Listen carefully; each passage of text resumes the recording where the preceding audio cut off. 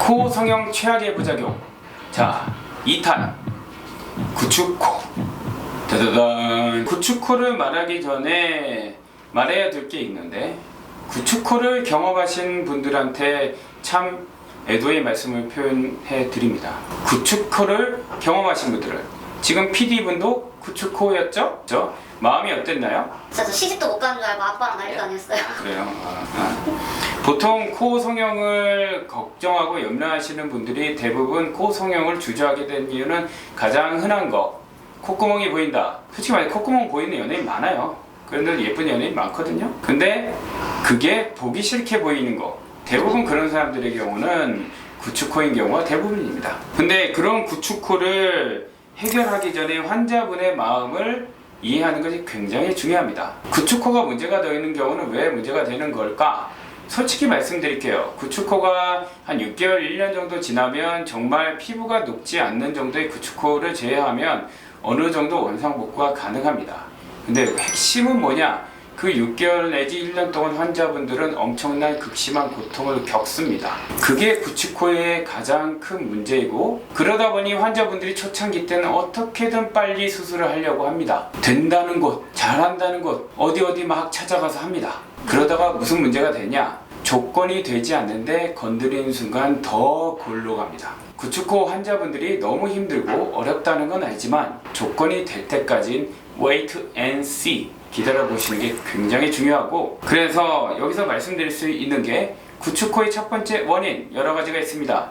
가장 큰 원인은 만성염증. 예를 들면 대부분의 원인의 90% 이상은 실리콘 때문에 생깁니다. 실리콘이 주변에 캡슐이란 조직을 형성해서 그 캡슐이란 조직이 주변 조직을 잡아 당깁니다. 그렇게 해서 어떻게 되느냐? 코가 이렇게 들립니다.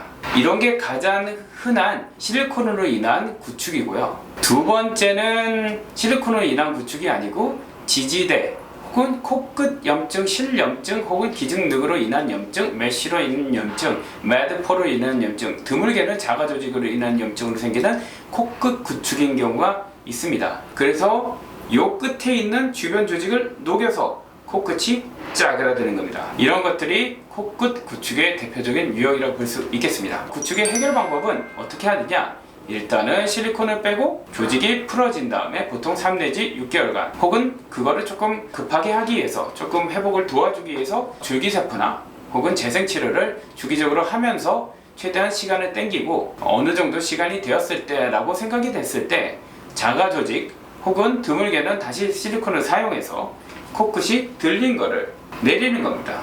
그 중간에 이렇게 유착되어 있는 조직, 이렇게 꽉 해서 이렇게 꽉 들린 거를 풀어줘서 코끝을 아래쪽으로 내리는 겁니다. 들린 코를 원상복구하는 거고요. 그 방법은 의사 선생님마다 다 다르기 때문에 해당 병원에 참고하시면 되겠지만, 저 같은 경우는 구축코는 보통 자가늑을 선호하긴 합니다. 수술을 이렇게 진행하는 거긴 하지만 종종 2차 수술을 꽤 많이 진행합니다. 구축코 같은 경우는 그렇게 해서 최종본을 완성시키고요. 그 다음에 코끝 구축은 약간 치료 방법이 다른데, 코끝이 이렇게 쪼그라들고 조직이 오히려 파괴됐기 때문에 아래로 내린다기보다는 얘들은 망가진 비중격연골이나 망가진 코연골을 기증늑연골이나 자가늑연골이나 귀연골을 사용해서 재생을 시켜서 이렇게 찌그러든 거, 그렇게 된 거 볼륨업을 시켜주는 겁니다. 그래서 볼륨이 줄어든 거를 볼륨을 증강을 시켜가지고 쪼그라든 코를 정상코로 만듭니다. 이것도 마찬가지. 처음에는 약간 과교정을 시켜서 오히려 복코처럼 보일 수 있으나 6개월 뒤에 수되는 양상을 봐서 보통 리터치하는 경우도 꽤 흔하긴 합니다. 구축 같은 게 일반적이고 두 가지 종류가 있다는 걸 알아두시고, 최악의 경우는 이 두 가지 종류가 혼합된 경우라고 생각하시면 됩니다. 그래서 항상 조심하는 게 중요합니다. 감사합니다. 눈, 코 성형은 아이름이 성형외과. 플리즈.